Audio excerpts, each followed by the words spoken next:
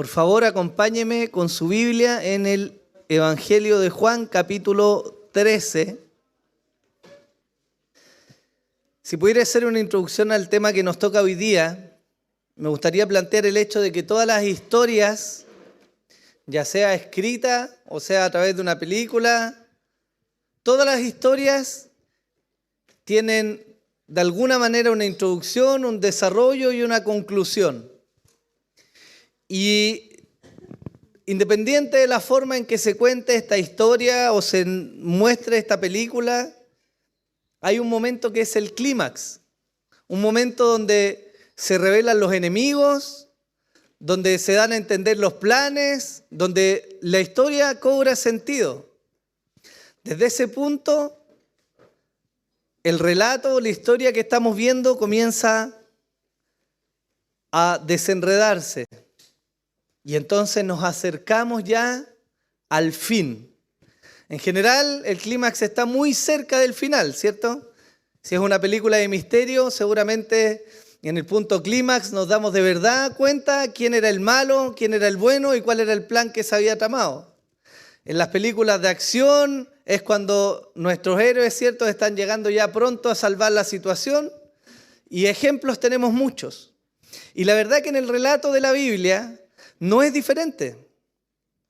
El apóstol Juan, al escribir su libro, también va guiando el relato hacia el punto clímax de lo que él quiere decir. Él escribe su evangelio, lo divide, ¿cierto?, en varias secciones que él quiere dar a conocer, pero ese relato tiene un punto central, tiene un clímax. Hay algo que Juan quiere decir.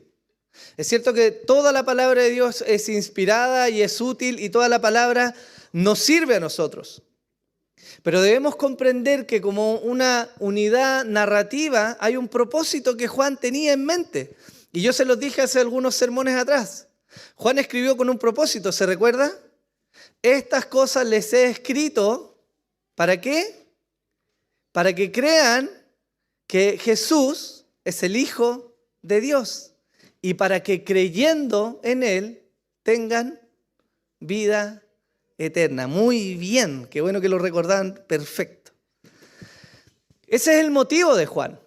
Y él entonces arma su libro y la narrativa y elige qué poner y qué no poner. Recuerden que él escribe el último de los evangelios, ya estaban los otros 3 evangelios dando vuelta, y él escribe con algo en mente. Él quiere dar a conocer a Jesús como el Hijo de Dios, el Salvador.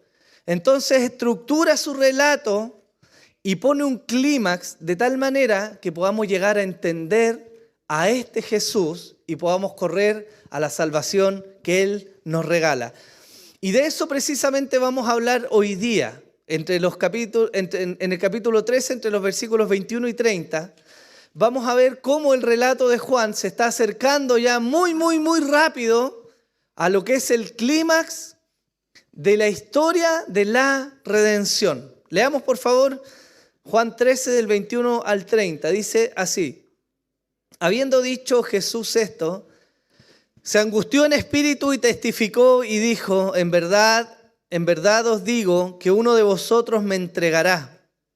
Los discípulos se miraban unos a otros y estaban perplejos sin saber de quién hablaba. Uno de los discípulos, el que Jesús amaba, estaba a la mesa reclinado en el pecho de Jesús. Por eso Simón Pedro le hizo señas y le dijo: dinos de quién habla. Él, recostándose de nuevo sobre el pecho de Jesús, le dijo: Señor, ¿quién es? Entonces Jesús respondió: es aquel a quien yo daré el bocado que voy a mojar. Y después de mojar el bocado lo tomó y se lo dio a Judas, hijo de Simón Iscariote. Y después del bocado Satanás entró en él. Entonces Jesús le dijo: lo que vas a hacer, hazlo pronto. Pero ninguno de los que estaban sentados a la mesa entendió por qué le dijo esto.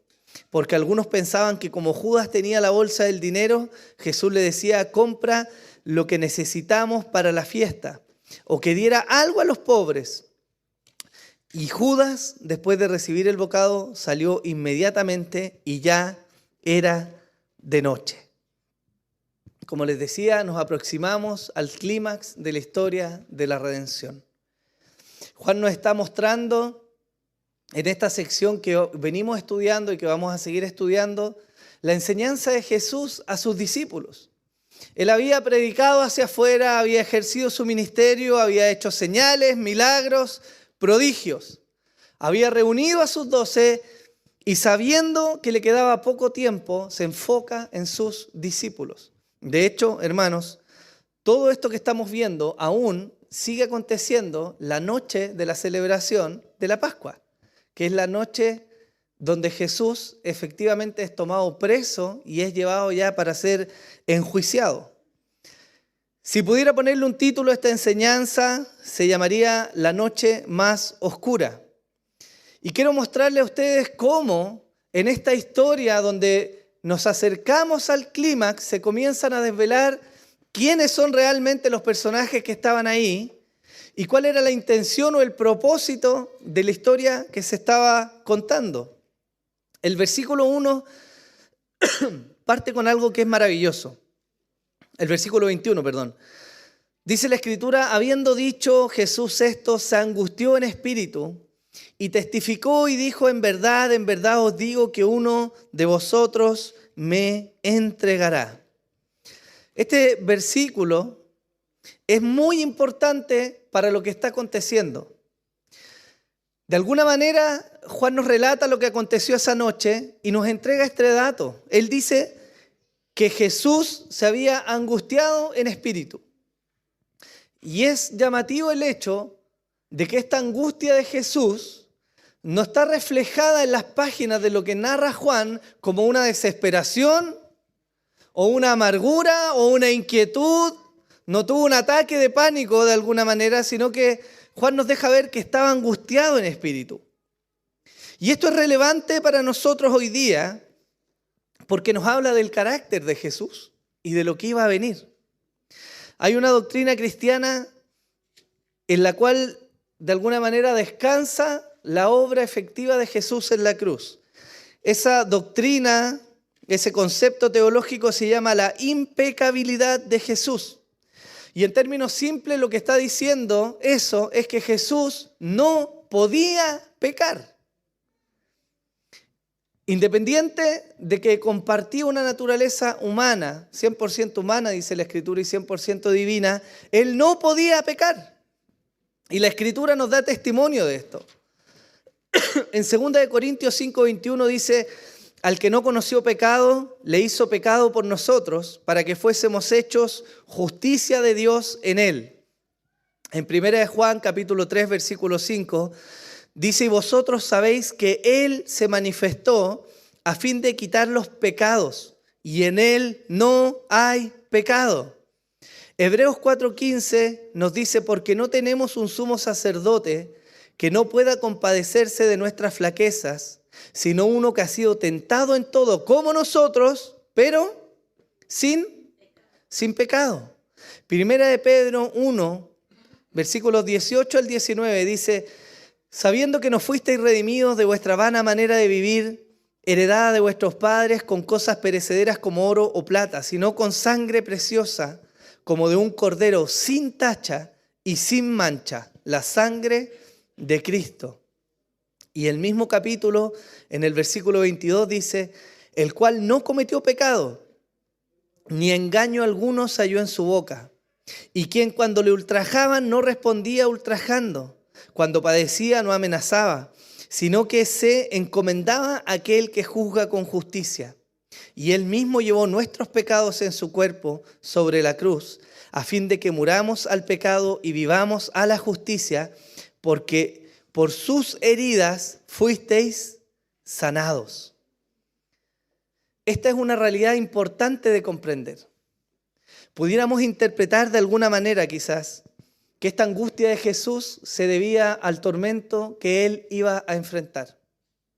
Los autores y distintos forenses han hablado que el sacrificio de Jesús en la cruz, y en realidad lo que enfrentaban los hombres en la cruz, era terrible, porque eran colgados de sus extremidades, eran atravesados con clavos, y la posición era tan dificultosa que no le permitía al hombre que estaba colgado respirar, Por lo tanto, la muerte no venía solo por la pérdida de sangre o por el estar colgado, sino por un sofocamiento de no poder respirar.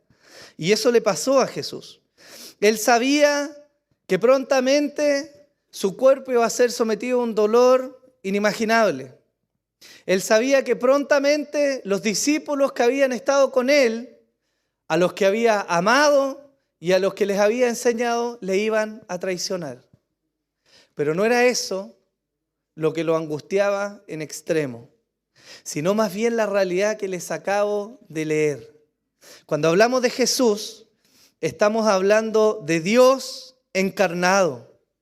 Estamos hablando del mismo Señor que se introdujo en un cuerpo de carne y vino y se humilló y padeció bajo la mano de los hombres. Pero aún en esa condición no se halló, dice la Escritura, en él pecado. ¿En qué radicaba entonces la angustia de Jesús?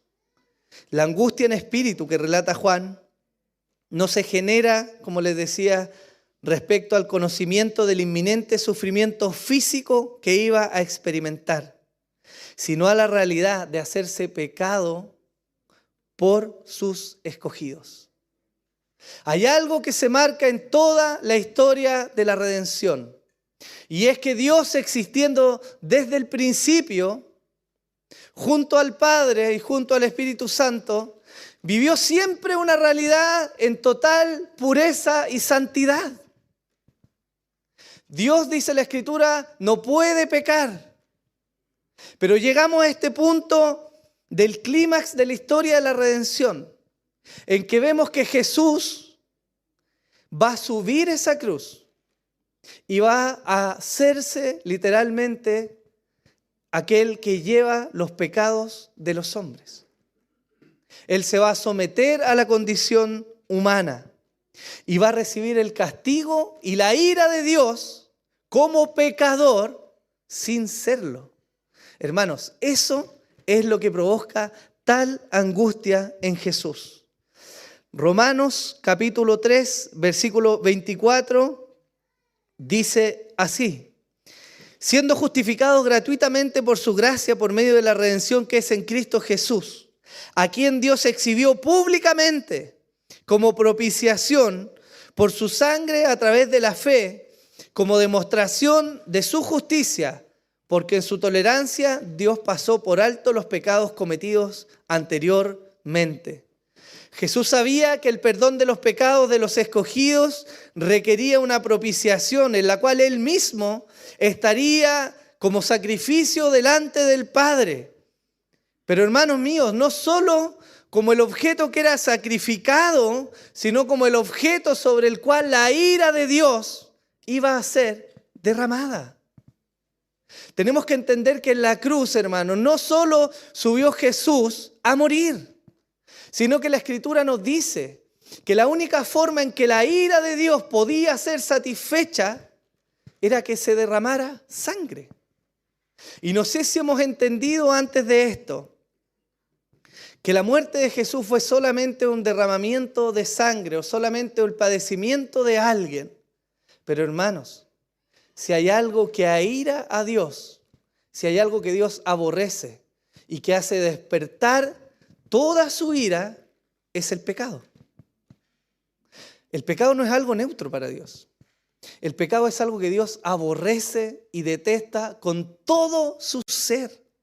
Y no puede ser de otra manera, sino porque el pecado se opone precisamente a quién es Dios y a los planes santos y buenos de Dios. ¿Me sigue hasta acá? ¿Sí? Entonces la Escritura nos deja testimonio de esto. El famoso texto de Isaías, capítulo 53, dice así: todos nosotros nos descarriamos como ovejas, nos apartamos cada cual por su camino, pero el Señor hizo que cayera sobre él la iniquidad de todos nosotros. Fue oprimido y afligido, pero no abrió su boca. Como cordero que es llevado al matadero y como oveja que ante sus trasquiladores permanece muda, no abrió él su boca. Por opresión y juicio fue quitado. Y en cuanto a su generación, ¿quién tuvo en cuenta que él fuera cortado de la tierra de los vivientes por la transgresión de mi pueblo, a quien correspondía la herida. Se dispuso con los impíos su sepultura, pero con el rico fue en su muerte. Aunque no había hecho violencia, ni había engaño en su boca, pero quiso el Señor quebrantarle, sometiéndole a padecimiento. Cuando Él se entregue a sí mismo como ofrenda de expiación, verá a su descendencia, prolongará sus días y la voluntad del Señor en su mano prosperará. El Santo Hijo de Dios, aquel que había estado eternamente con el Padre, compartiendo una comunión absolutamente perfecta, veía por primera y única vez en la historia de la eternidad cómo la ira del Padre se volcaba sobre él. El justo fue tomado como un injusto y el santo fue tratado como un pecador. Jesús sabía a lo que iba. Hermanos, y como les digo, si bien el castigo físico era terrible, no se comparaba en nada como el hecho de recibir la ira del Padre, de ser tomado como un pecador. Mateo 27:46 nos narra uno de los momentos quizás más conmovedores de la vida de Jesús. Porque dice, y alrededor de la hora novena, Jesús exclamó a gran voz, diciendo, Elí, Elí, lama sabactani. Esto es, Dios mío, ¿por qué me has abandonado? La angustia del Espíritu del Señor que nos narra Juan, hermanos, nace del hecho de saber que el Padre volteó de él el rostro. Algo que nunca antes había ocurrido, hermanos, en la eternidad. Viniendo de una perfecta comunión, de un perfecto compañerismo y armonía, ahora aquel que era realmente santo se enfrentaba a que el Padre de alguna manera se avergonzaba. Ese es el gesto. Voltear el rostro es de alguna manera el desprecio, si es que se puede decir así, o el castigo. Imagínense lo que significaba para él. Hermanos, no hablo de nosotros que somos pecadores, que muchas veces merecemos, ¿cierto?, las consecuencias de nuestro pecado. Pero Jesús era perfecto, era absolutamente santo, No cometió pecado, ni hubo en él injusticia, ni afrentó jamás al Padre. Pero cargó en la cruz con todos nuestros pecados. Romanos dice en el capítulo 5, versículos 1 y 2, por tanto, habiendo sido justificados por la fe, tenemos paz para con Dios por medio de nuestro Señor Jesucristo, por medio de quien también hemos obtenido entrada por la fe a esta gracia en la cual estamos firmes y nos gloriamos en la esperanza de la gloria de Dios. Hermano, yo no sé si a usted le pasó alguna vez, quizás cuando pequeño, la tensión de saber que su padre o su madre iba a la reunión de apoderados y usted sabía que le iba a llegar. ¿Cómo esperaba a sus padres en la casa?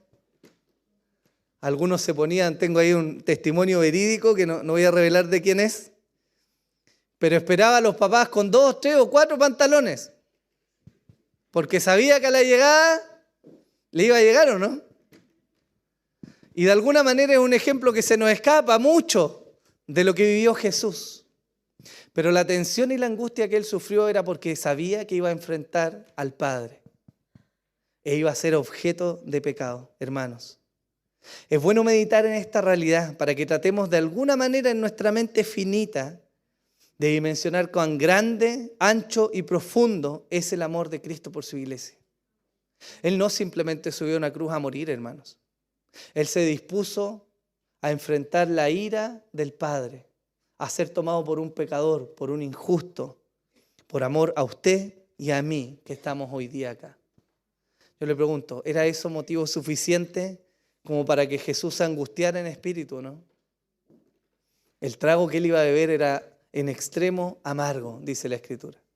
Por eso él más adelante en Getsemaní, esa misma noche, él se inclina y ora y le dice, Padre, si es posible que pase de mí esta copa, pero que se haga tu voluntad. Y en ese plan perfecto estaba entonces que Jesús asumiera este castigo y que fuera tomado por todos nosotros para nuestra propia salvación.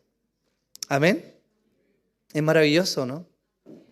¿Cierto? A veces lo minimizamos y decimos, bueno, sí, Jesús en su cuerpo humano tuvo miedo porque sabía que iba a enfrentar. Hermano, yo le aseguro que no era eso lo que más le preocupaba a Jesús. Para nada. Sino la realidad de su santidad, viéndose de alguna manera recibiendo el castigo del Padre. Ahora, ¿qué más nos dice el apóstol Juan? Él nos comienza a develar más del carácter de Jesús. Porque en el versículo 22 que sigue a continuación, nos dice los discípulos se miraban unos a otros y estaban perplejos sin saber de quién hablaba. Uno de sus discípulos al que Jesús amaba estaba a la mesa reclinado en el pecho de Jesús. Por eso Simón Pedro le hizo señas y dijo, dinos de quién habla. Para nosotros el lector moderno puede resultar extraño que los discípulos no notaran a Judas. Porque nosotros vemos la historia y decimos, era fácil ver que era Judas, ¿o no? Tenemos el relato y sabemos lo que ocurrió y Juan, desde hace rato que nos viene diciendo, desde que partimos la sección, Juan nos viene diciendo que Judas era el traidor, ¿o no? Pero parece que para ellos no era tan fácil de ver. Estando ellos ahí compartiendo con Judas y con Jesús, no lograban ver que él iba a ser el traidor. Pero no solo no lograban ver que Judas era el traidor, sino que además podemos ver entre líneas que ellos tampoco eran conscientes de lo que había realmente en sus corazones. Ellos comenzaron a preguntarse y a mirarse unos a otros, ¿quién va a ser? ¿Quién lo va a traicionar? ¿Seré yo, Señor? Ellos empezaron a preguntar y le dijeron a Juan, que es el discípulo amado, pregúntale tú que estás al lado, pregúntale, ¿quién es el que lo va a traicionar? Y lo que parece muy claro para nosotros entonces no era igual de claro para ellos. Pero como les digo, tampoco estaban conscientes de su propio corazón. Mateo nos escribe en su evangelio, en el capítulo 26, del versículo 47 al 56, él nos narra lo siguiente. Mientras todavía estaba él hablando de aquí, Judas, uno de los 12, llegó acompañado de una gran multitud con espadas y garrotes, de parte de los principales sacerdotes y de los ancianos del pueblo. Y el que le entregaba les había dado una señal, diciendo, al que yo bese, ese es, prendedle. Y enseguida se acercó a Jesús y dijo, salve, Rabí, y le besó. Y Jesús le dijo, amigo, haz lo que viniste a hacer. Entonces ellos se acercaron y echaron mano a Jesús y le prendieron. Y sucedió que uno de los que estaba con Jesús, extendiendo la mano, sacó su espada e hiriendo al siervo del sumo sacerdote, le cortó la oreja. Entonces Jesús le dijo, vuelve tu espada a su sitio, porque todos los que tomen la espada, a espada perecerán. ¿O piensas que no puedo rogar a mi Padre y Él pondría a mi disposición ahora mismo más de 12 legiones de ángeles? Pero ¿cómo se cumplirían entonces las escrituras que dicen que así debe suceder? En aquel momento Jesús dijo a la muchedumbre, como contra un ladrón habéis salido con espadas y garrotes para arrestarme. Cada día solía sentarme en el templo para enseñar y no me prendisteis. Pero todo esto ha sucedido para que se cumplan las escrituras de los profetas. Y mire, entonces todos los discípulos le abandonaron y huyeron. Los mismos que un par de horas antes, hermanos, cronológicamente estamos leyendo lo que ocurrió solo un par de horas antes de esta detención. Los mismos que se estaban preguntando quién le va a traicionar, averigua quién lo va a entregar, no se daban cuenta de lo que había en sus propios corazones. Y qué notorio y qué común, hermanos, resulta ser que entre que nosotros miramos hacia afuera, dejamos de ver nuestro propio corazón, ¿o no? En su interés de averiguar quién sería el traidor, no se fijaron que sus propios corazones le iban a traicionar. Y esto debe aleccionarnos a nosotros, porque al final del día, hermanos, parece que no somos tan diferentes a estos hombres.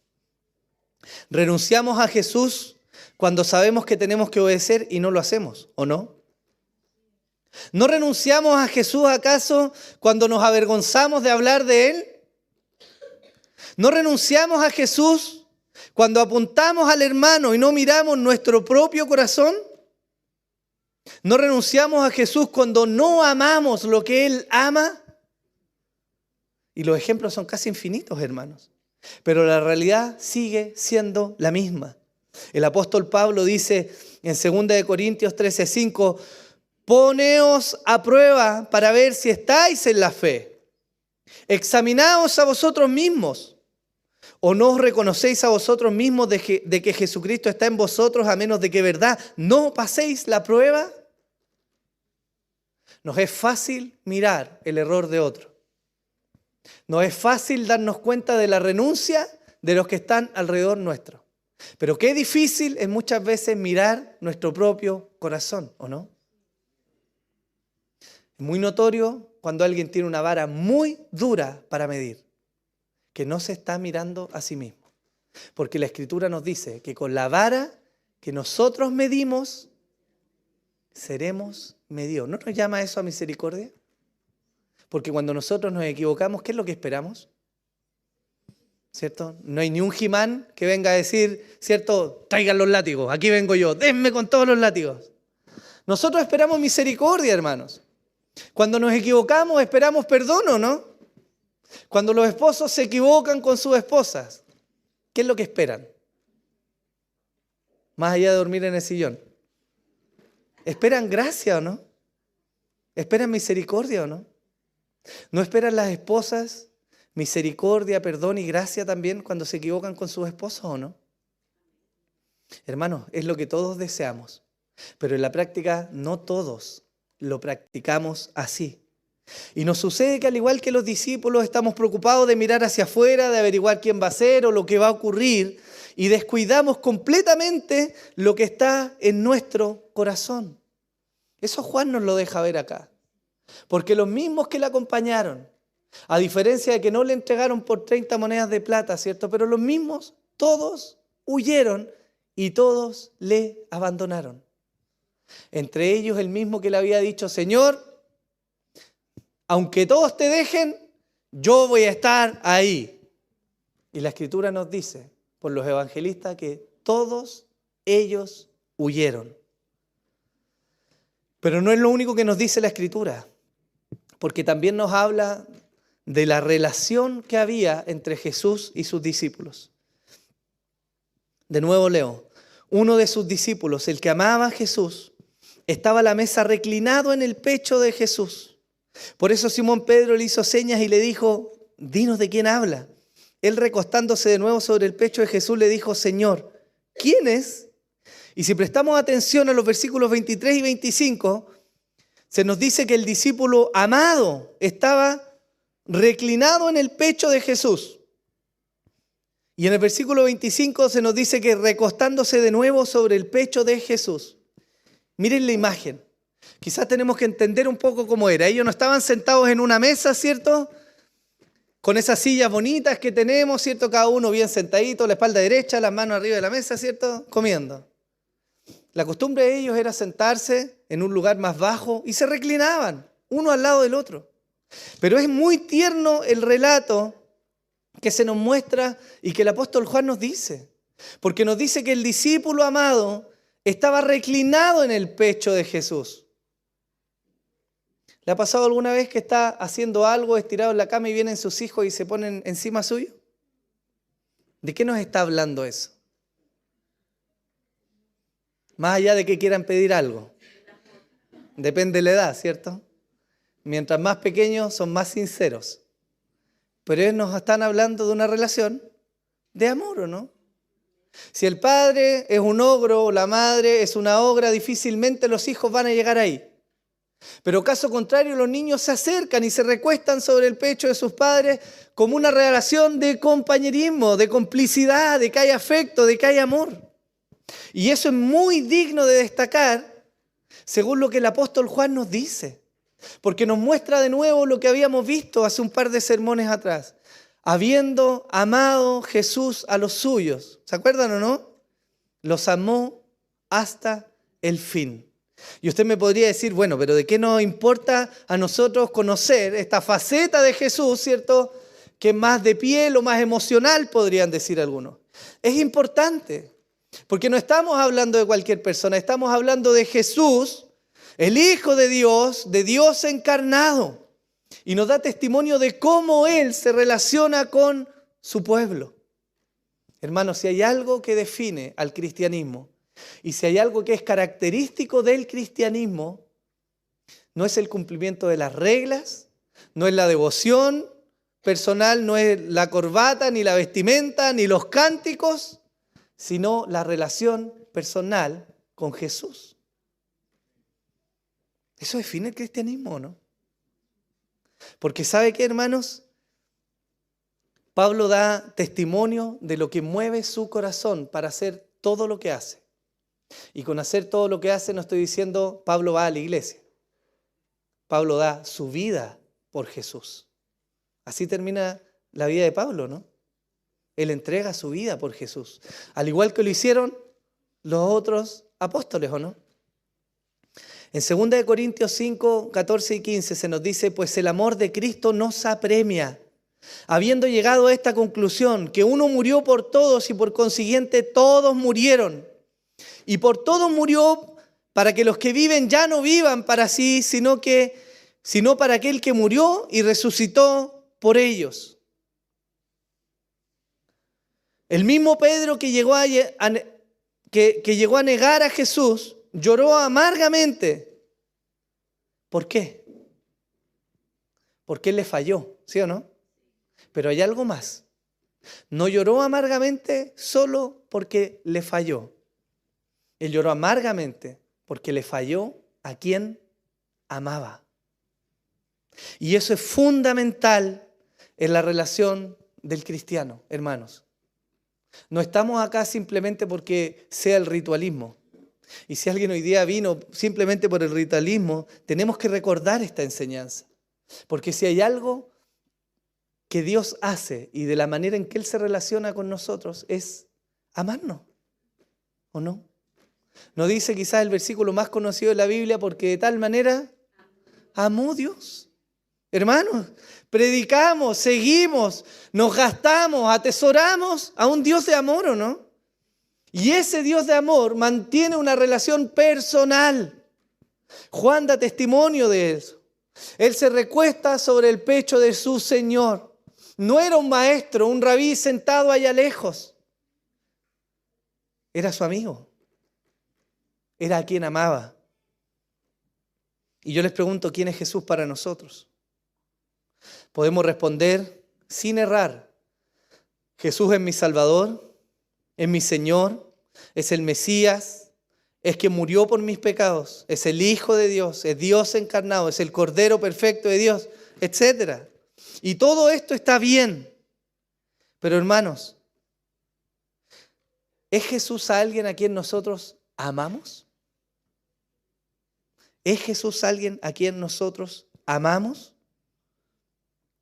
Nuestro cristianismo se basa primeramente en el amor de Dios hacia nosotros y en la respuesta de amor imperfecto de parte nuestra. Pero hay una respuesta de amor. Los apóstoles se movieron, vivieron y padecieron, no por el peso de la misión puesto sobre sus hombros, no porque de alguna manera se hayan sugestionado de que la iglesia se iba a fundar sobre su trabajo. Ellos sirvieron al Señor todos los días porque lo amaban. Pablo cantaba desde lo profundo de una prisión romana, en un lugar oscuro, húmedo, dicen algunos teólogos seguramente donde fluían la orina y las heces, con incertidumbre de lo que iba a ser su vida. ¿Y sabe lo que hacía él o no? Cantaba. Y estaba muy enfermo o estaba muy enamorado de Jesús. Y yo creo que la Biblia nos muestra precisamente lo segundo. Es desde esa relación de amor, hermanos, que se puede edificar el reino de Dios en la tierra por mano de hombres como usted y yo, que somos imperfectos y frágiles. Es por medio del amor al Señor que Él es glorificado en medio de su iglesia. ¿Dejaremos que nuestra vida de pecado gobierne sobre nuestros temores o nos entregaremos al Señor en amor? Él es un Dios que está deseoso de acercarse a nosotros. Él es un Dios que anhela ardientemente, dice la Escritura. Lucas lo dice en su Evangelio. Esta misma noche, celebrando la Pascua, Lucas graba las palabras de Jesús. Y Jesús dice, intensamente he deseado compartir con vosotros esta noche. Él desea estar con su pueblo. Pero ¿desea el pueblo de Dios estar con Él? Esa es la pregunta sobre la cual tenemos que reflexionar. El apóstol sigue su exposición y hacia el versículo 26 se nos dice, entonces Jesús respondió, es aquel a quien yo daré el bocado que voy a mojar. Y después de mojar el bocado lo tomó y se lo dio a Judas, hijo de Simón Iscariote. Y nosotros seguimos leyendo y los discípulos no captaron. Y lo leemos y decimos, ¿qué? Le está diciendo, es como el meme, imagínense el meme. ¿Qué? Lo estamos viendo. Jesús le está diciendo, ¿cierto? Yo voy a mojar un bocado y se lo voy a dar. Ese es el traidor. Y lo hace y los discípulos, ¿quién es? No entienden. Pero quiero darle un antecedente más para que ustedes traten de comprender qué les pasaba. En la época en que Jesús estaba compartiendo esto con sus discípulos, había una costumbre. Y esa costumbre era que el anfitrión de una cena solía darle un bocado de su comida al invitado de honor que tenía ahí. Miren qué tremendo es esto. Porque Jesús moja el bocado en su plato y se lo entrega públicamente y delante de todos a Judas. Y eso nos habla, hermanos míos, del calibre del amor de Jesús. Porque sabiendo ya lo que había acontecido y sabiendo que ese mismo Judas le iba a vender, eligió amarlo y honrarlo, ¿no? Algunos teólogos dicen que esto puede haber sido la última oportunidad de Jesús llamándolo al arrepentimiento. Pero más allá de eso, que es una inferencia, tenemos la realidad. Jesús dispuso de un bocado para aquel que lo iba a traicionar. Entonces parece ser que no era tan fácil para los discípulos identificarlo, ¿no? Además que esto se está dando al término de estos años en que Jesús había compartido con sus discípulos. ¿Cuánto tiempo había pasado? Casi 3 años, ¿no? Y fíjense que en estos 3 años, como yo les dije al inicio, vamos llegando al clímax de la historia, ¿no? Y hasta este punto, Judas era un tan buen discípulo como lo fueron los demás. Hasta este punto, no habían razones para dudar de Judas. Había escuchado las mismas enseñanzas, había acompañado a los mismos discípulos, había participado de las mismas oraciones, había estado en las mismas instancias de predicación del Evangelio, se había negado en algún grado igual que los demás discípulos. Por lo tanto, no era tan fácil la lectura de ellos de decir, efectivamente ese es el traidor. Nosotros lo leemos hoy día hacia atrás porque sabemos, y Juan nos dice claramente desde el inicio que Judas es el traidor. Pero con esto quiero decirles algo, hermanos. Primero, que en la soberanía de Dios la traición de Judas estaba prevista y ésta servía al plan de Dios. En la soberanía de Dios estaba previsto que esto fuera a ocurrir y esto, antes que ser un obstáculo, servía al plan de Dios. ¿Lo tenemos? Y en segundo lugar, que a pesar de lo anterior, Judas es completamente responsable de su respuesta pecaminosa a la tentación de Satanás. Santiago nos dice que nadie diga cuando es tentado, soy tentado por Dios, porque Dios no puede ser tentado por el mal y Él mismo no tienta a nadie, sino que cada uno es tentado cuando es llevado y seducido por su propia pasión. Después, cuando la pasión ha concebido, da a luz el pecado. Y cuando el pecado es consumado, engendra la muerte. Amados hermanos míos, no os engañéis. ¿Lo vemos? La Biblia ya nos ilustraba que Judas estaba siendo seducido por algo que él amaba. Y ahora no solo es seducido, sino que el versículo 27 nos dice que además ahora es poseído. Dice el versículo 27, y después del bocado, Satanás entró en él. Entonces Jesús le dijo, lo que vas a hacer, hazlo pronto. Judas, que antes había sido seducido, ahora estaba completamente entregado a Satanás para cumplir sus objetivos. Uno quería dinero sin importar lo que costara obtenerlo. Ese era Judas. Y el otro estaba dispuesto a entregar una mísera suma de dinero si lograba asestar un golpe al Hijo de Dios. Y se cumple lo que vemos al inicio en Génesis, ¿o no? Que la serpiente le iba a asestar un golpe al Salvador. ¿Se acuerda? Se da cumplimiento a eso. Pero es importante considerar hasta qué punto Judas entrega a Jesús pareciendo un buen discípulo. Él había estado, había compartido, había participado de la comunión, pero había algo que no era visible necesariamente a los demás. Y ese algo estaba oculto en su corazón. Y esto me hace reflexionar un poco, hermano. Porque muchas veces nosotros hemos dicho, después de cometer pecado y a veces de mandarnos un tremendo condoro, muchas veces hemos dicho, yo no sabía que era capaz de esto. ¿Sí o no? Y dejamos la grande y nos llegamos a sorprender a nosotros mismos. Y hermanos, a la luz de esto, yo quiero que veamos cuán necesario es que nos examinemos siempre nosotros mismos. Algunos autores dicen es necesario predicar el Evangelio hacia afuera y predicar el Evangelio hacia adentro. Porque si no somos conscientes de lo que hay en nuestro propio corazón y si no estamos rindiendo nuestro corazón al Señor, está de más decir que es fácil que seamos engañados y que terminemos pecando de maneras terribles, ¿o no? Por eso la Escritura dice, el que crea estar firme, mire que no caiga. Tengan cuidado. Juan sigue avanzando y llega quizás a una parte muy bonita del texto. Desde el versículo 28 dice, pero ninguno de los que estaban sentados a la mesa entendió por qué le dijo esto.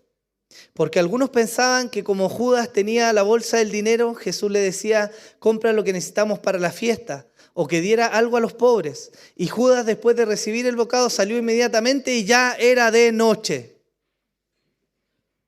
Ya les dije, los discípulos tenían incertidumbre, no sabían qué estaba pasando, vieron que Jesús honra a Judas, lo cual habla muy bien del Señor. Pero vemos a Judas que sale, ¿cierto? Y los discípulos, bueno, tenían algo que hacer, ¿cierto? Seguramente va a comprar algo. Y el apóstol Juan añade algo que es llamativo. Él dice, y ya era de noche. Y claramente ya era tarde, cronológicamente hablando. La noche había entrado en escena y lo que vemos a continuación es que tanto Jesús como los discípulos están cansados.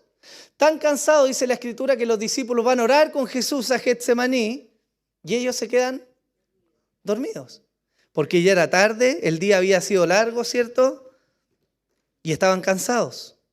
Lucas 22 nos relata esto. Del versículo 39 dice, y saliendo se encaminó como de costumbre hacia el monte de los olivos, y los discípulos también le siguieron. Cuando llegó al lugar les dijo, orad para que no entréis en tentación, y se apartó de ellos como a un tiro de piedra, y poniéndose de rodillas oraba diciendo, Padre, si es tu voluntad, aparta de mí esta copa, pero no se haga mi voluntad, sino la tuya. Entonces se le apareció un ángel del cielo fortaleciéndole. Y estando en agonía, oraba con mucho fervor, y su sudor se volvió como gruesas gotas de sangre que caían sobre la tierra. Cuando se levantó a orar, fue a los discípulos y los halló dormidos a causa de la tristeza. Y les dijo, ¿por qué dormís? Levantaos y orad para que no entréis en tentación. En ese punto la agonía de Jesús iba en aumento y el cansancio de los discípulos también. Esa es una acepción verdadera de cómo Juan dice que ya era de noche. Pero el ya era de noche también alberga un significado cronológico en el plan de la redención. Porque de toda la historia, hermanos, desde la eternidad, no había existido un momento tan oscuro como este que estaba a punto de acontecer. Ni la rebelión de Satanás, ni la caída de los ángeles, ni la desobediencia del hombre, ni el diluvio, ni la torre de Babel, ni la rebelión del pueblo en el desierto, ni la caída del sacerdocio de Elí, ni el pecado de David, ni el exilio. Nada había entristecido tanto la creación, ni había sido tan oscuro como lo que ahora ocurría, que era la entrega del Dios encarnado en manos de la creación. Nada en la historia, nunca había ocurrido un momento tan duro y tan difícil como que mismo Dios se sometiera bajo su creación y fuera entregado por ellos. Y esto es muy interesante, hermanos, porque tiene una implicancia maravillosa. Nosotros sabemos que la noche alcanza su punto más oscuro justo antes de amanecer, ¿o no? Y la entrega y muerte de Cristo no solo marcó este momento oscuro en la historia, sino que también nos habla de lo que estaba a punto de acontecer. La historia de la redención está llegando a su clímax, la tensión está subiendo, la traición de Judas ahora es evidente y se nos revela quién es el traidor. Y esto pareciera llevarnos a un punto de no retorno. Pero hermanos, no olvidemos que todo esto converge en la gloria de Dios y la salvación de su pueblo.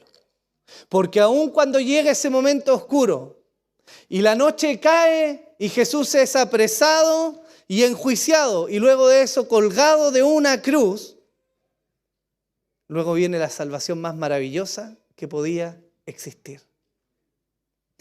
En ese momento en la cruz es que Jesús vence al enemigo.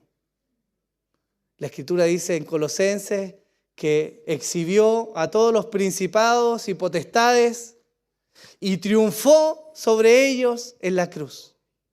Ahí se consumó el sacrificio del justo por nosotros los injustos.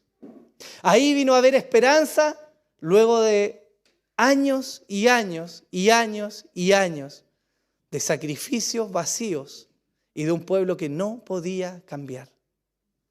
Por lo tanto, la noche más oscura, hermanos, traía en este relato también la esperanza más grande y que esperaba el ser humano, que era la redención. ¿Amén? ¿Nos trae esto esperanza o no?